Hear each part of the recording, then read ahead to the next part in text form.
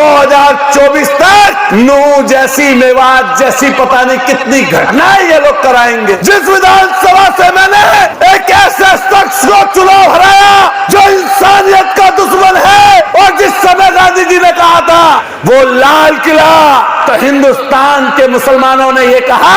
और जो भाजपा के लोग भाषा बोलते हैं ना, 2013 का दंगा, अरे मरे किसी का, फूट डालो राज करो। पठान का तो विरोध कर लिए थे, लेकिन जवान का विरोध कैसे करोगे बताओ। ए जोला के ऐतिहासिक धरती के लोगों, आप ताकतवर हो, आपका इतिहास ताकतवर है, लेकिन ये ध्यान रखना कि जिनसे लड़ाई हमारी और आपकी है, वो इस इतिहास को कुचलने और दबाने वाले लोग हैं। वो जाति और धर्म में बंटवारा करने वाले लोग हैं, जो देश की आजादी के पहले अंग्रेज किया करते थे। फूट डालो राज करो। आज इस समय पर इस सरकार में बैठे हुए लोग फूट डालो राज करो की नीति के तहत हमें और आपको इस देश को बांटने पर तुले हैं। ये ध्यान रखना। अभी नूह की घटना हुई, मुझे भी मेवात में जाने का मौका मिला, और मैं राजस्थान की तरफ अलवर के उस प्रोग्राम में पहुंचा था जिसमें लाखों की भीड़ वहां पर आई थी। बड़े बुजुर्गों, नौजवान साथियों, सुनना ये बात, इस देश को जो शांति और अमन कायम करने वाले लोग हैं, भाईचारा और जुड़ाव को पैदा करने वाले लोग हैं, उस किसान सम्मेलन के माध्यम से ऐसी फिरका प्रस्ती को खत्म करने के लिए वो मेवात में प्रोग्राम रखा गया, जिसमें दोस्तों साथियों हमें भी जाने का मौका मिला। हमने जिक्र किया उस नूह और मेवात में कि याद करिए 2013 का दंगा, जहां मैं जिस विधानसभा से एमएलए बनकर आता हूं, जिस विधानसभा से मैंने एक ऐसे शख्स को चुनाव हराया जो इंसानियत का दुश्मन है, इंसानियत में बंटवारा करता है, जाति और मजहब में लोगों को बांटकर वो 2013 का दंगा हुआ था। अरे मरे किसी का, लेकिन किसी का बेटा होता है, किसी मां का लाल होता है, किसी बहन का भाई होता है, और किसी की बुढ़ापे की लाठी होता है। लेकिन ये ऐसी सियासत करने वाले लोग जो हमेशा से बंटवारा करके सत्ता पर काबिज रहना चाहते हैं, 2024 तक नूह जैसी, मेवात जैसी पता नहीं कितनी घटनाएं ये लोग कराएंगे। याद करो वो 2013 का मंजर, ये जोला के लोग, और ये पूरी पट्टी यहां से चले जाइए शामली तक, मुजफ्फरनगर तक, और उधर जानसर तक, मीरापुर तक, हर जगह पहरा था पुलिस का, फौज आ गई थी हमारे और आपके बीच में। सैकड़ों नौजवान साथियों का, बड़े बुजुर्गों का खून जाया हुआ।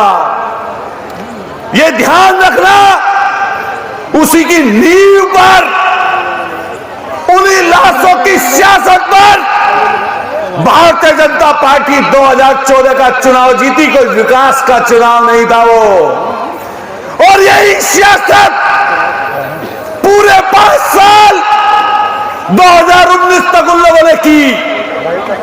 डर दिखाया, डर दिखाया 80% लोगों को, 20% लोगों का। और जो भाजपा के लोग भाषा बोलते हैं ना 80-20, वो इसलिए बोलते हैं क्योंकि उनको वो सियासत मुफीद आती है, उनको फायदा देती है, इसलिए उन्हें हिंदू मुसलमान कराने का फायदा है। ना वो देश की सोचते, ना वो किसानों की सोचते, ना नौजवान साथियों आपकी सोचते। उनके मन में अगर कोई भाव है, कोई बात है, कोई सोच है, कोई विचार है, तो सिर्फ सत्ता पर काबिज रहना। और ये एजेंडा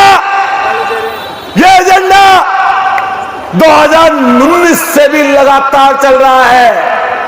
पुलवामा हुआ, आज तक कातिल नहीं पकड़े गए। ये भी मेवात में दंगा हुआ, सरकार आपकी, हरियाणा में आपकी, उत्तर प्रदेश में आपकी, देश में आपकी, एक चंद मुट्ठी भर लोग निकलते हैं और दंगा करा देते हैं, दंगा जिसमें कई लोगों की जानें जाती हैं।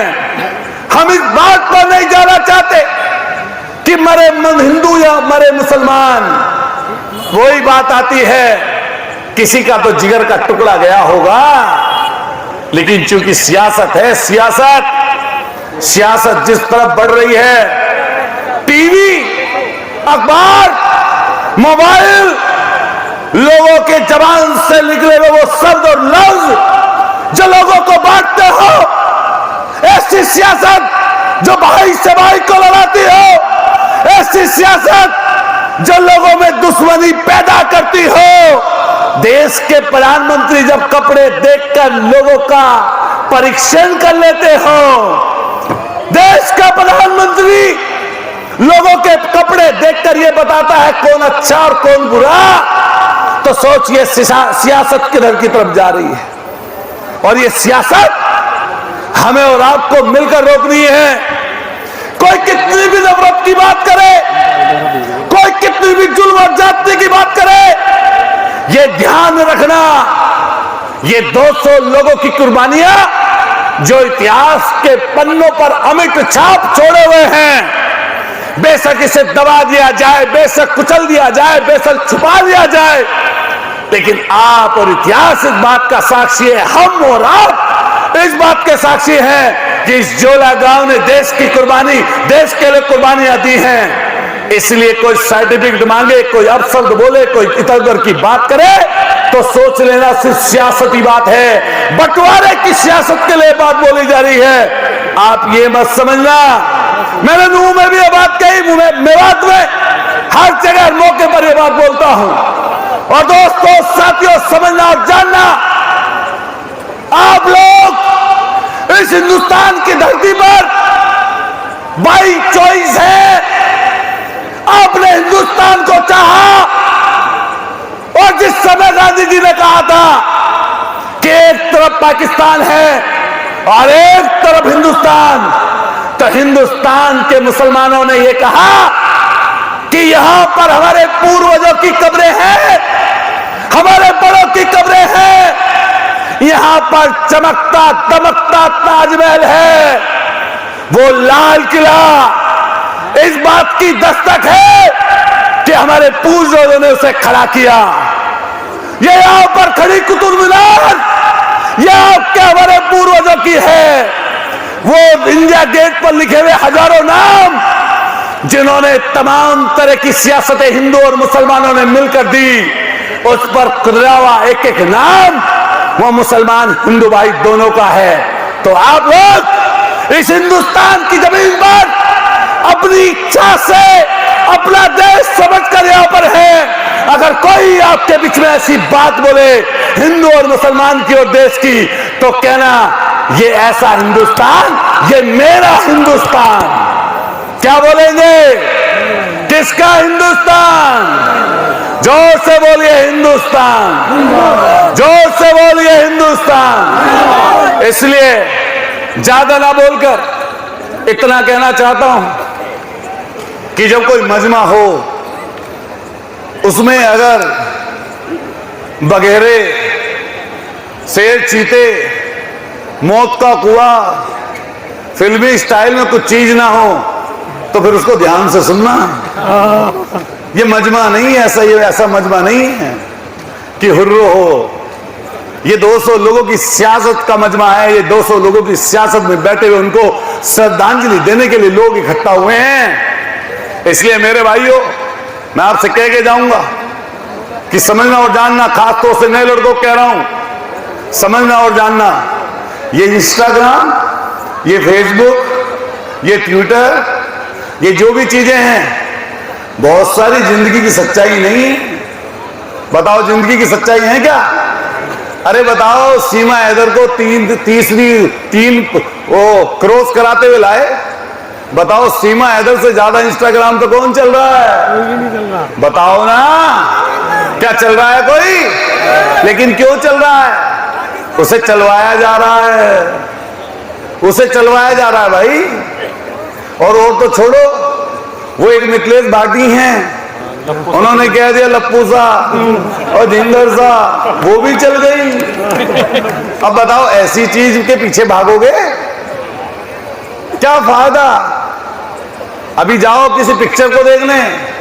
अभी आज भाजपा के लोगों का माने हिंदी बैठे बयान आया कि शाहरुख खान की पिक्चर आई है जवान, और वो जवान जो पिक्चर आई है, सुन लो, अभी बोलना उसके पीछे। इन्होंने, भाजपा के लोगों ने कहा कि ये जो पहली एनडीए की, इसकी यूपी की सरकार थी कांग्रेस की, ये उनको बता रहे थे। उसने क्या बोला था उसने बोला कि अगर नेता का चुनाव करो तो उसकी ईमानदारी पर करना, शिक्षा पर करना, खेती किसानी पर करना, मुद्दों पर करना, ना कि जात और धर्म देखकर करना।